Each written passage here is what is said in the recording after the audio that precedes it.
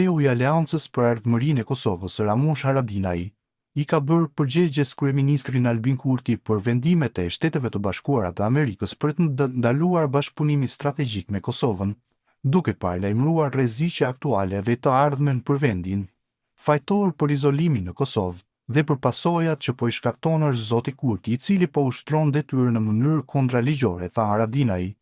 Moteja i theksoi se problematika e situatës në Kosovë nuk duhen mohuar apo neglizhuar, por as nuk duhet të humbet besimi për të ecur përpara. Ai theksoi se rreziqet janë të shumta dhe sipas tij vijnë si pasojë e sjelljes politike të Albin Kurtit.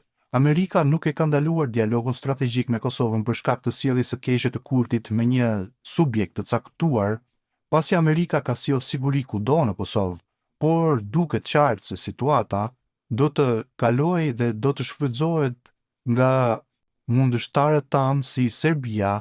Haradinaj paralajmëroi se Serbia po shpreson në një dritë të gjelbër ose në një mbyllje të syve të aleatëve të Kosovës që mund të lejojë të operojnë kundrejt vendit. Ne duhet të punojmë me kujdes që institucionet e sigurisë Amerikës dhe aleatëve tanë të kuptojnë se dinakëria e Serbisë, e cila dihet që është një proksi e Rusisë.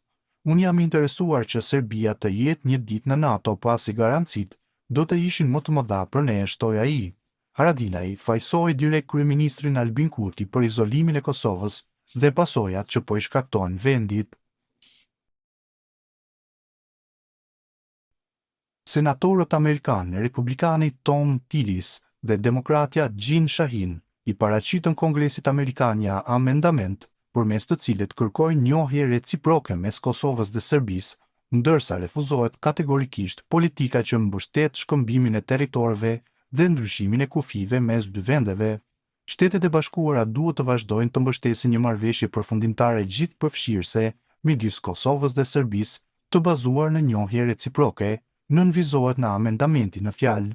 Teksti mban datën 6 shtator, pra përpara se SBA të pezullonte dialogun e planifikuar strategjik me Kosovën, por u bë publik tani.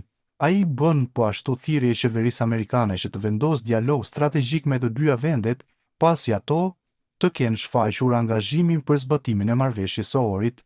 Amendamenti është një pjesë e një projekt ligji i cili parashikon buxhetin për vitin fiskal 2026 për ushtrinë amerikane, ndërtimet ushtarake dhe aktivitetet mbrojtëse të Departamentit të Energjisë.